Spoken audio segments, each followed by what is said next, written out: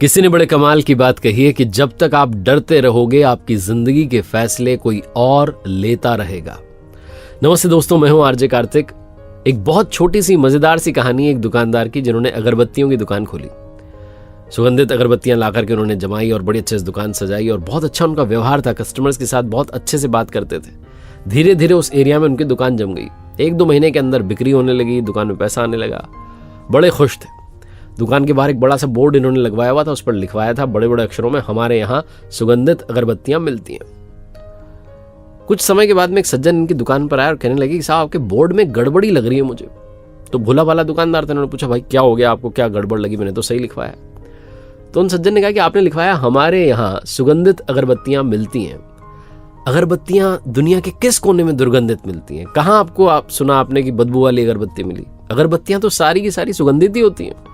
आपने ये जो हमारे यहाँ सुगंधित अगरबत्तियां मिलती हैं लिखवाया, इसमें से सुगंधित हटवा दीजिए। कोई इसका मतलब नहीं, कोई तात्पर्य नहीं है। भोला वाला दुकानदार तो उसने कहा सही तो कह रहे हैं, इसका क्या मतलब है? पेंटर को बुलवाया, कहा भाई पेंट कर जाओ। तो सुगंधित शब्द जो था उस पर पेंट हो गया। अब वहां लिखा हुआ था हमारे यहाँ अगरबत्तियां मिलती हैं। कुछ समय के बाद में एक और सज्जन आया, उन्होंने अपना ज्ञान दिया, राय दी। उन्होंने कहा साहब आपने लिखवाया हमारे यहाँ अगरबत्तियां मिलती हैं। हमारे यहाँ का क्या मतलब है? आप ही के तो यहाँ मिलेंगी, आप ही की तो दुकान है, और कहाँ मिलेगी? ये 2 अक्षर 2 शब्द मुझे जम नहीं रहे, दोनों शब्द हटवा दीजिए आप। तो बुलवाया पेंटर को, भोले भाले दुकानदार ने हमारे यहाँ भी हटवा दिया। वो 2 शब्द भी गायब हो गए। 15-20 दिन बीते होंगे, एक और आए सज्जन, उन्होंने अपना ज्ञान दिया कि साहब आपके बोर्ड पर लिखा हुआ है अगरबत्तियां मिलती हैं। मिलती हैं का क्या मतलब है? मिलेंगी सही, जब दुकान खोल के बैठे हो तो मिलेंगी ना, कि नहीं मिलेंगी? भोले वाले दुकानदार ने सोचा ये भी बात तो सही कह रहे हैं। अब उस बोर्ड पर लिखा हुआ था बड़े बड़े अक्षरों में अगरबत्तियां, बाकी सब गायब हो गया। हमारे यहाँ मिलती हैं सुगंधित, सब गायब हो गया। 1-2 महीने बीते होंगे, एक सज्जन आया, उन्होंने कहा साहब आपने अगरबत्तियां लिखवाया हुआ इतना बड़ा बड़ा, दुकान अगरबत्ती की तो अगरबत्ती मिलेगी, मोमबत्ती तो मिलेगी नहीं, इसका मतलब क्या है? तो बुलाया पेंटर को, उसको भी पतवा दिया, गायब कर दिया। खाली बोर्ड लगा हुआ था। धीरे धीरे जो धंधा था उनका, जो दुकान थी उनकी, कमजोर होने लगी, धंधा मंदा होने लगा, बिक्री कम हो गई।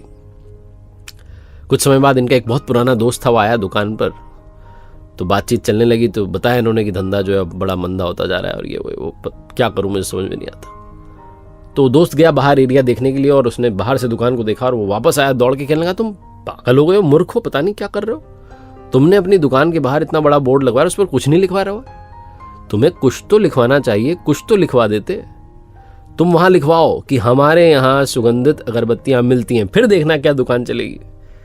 जहां उस दोस्त ने ये बात कही, इस भोले वाले दुकानदार का दिमाग ठनका और समझ में आई कि मैं सबकी राय लेता चला गया और खुद का नुकसान कर बैठा। अगर आप सबकी राय लेते चले जाएंगे तो कहीं आपकी दुकान का भी धंधा मंदा ना पड़ जाए, कहीं आपका बोर्ड ना हट जाए।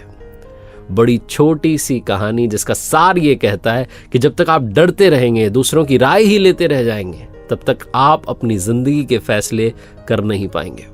एक बार फिर से वही बात जो अक्सर आपसे कहता हूं, ऊपर वाले के आशीर्वाद, अपनी मेहनत और अपनों के प्यार के साथ कर दिखाओ कुछ ऐसा कि दुनिया करना चाहे आपके जैसा।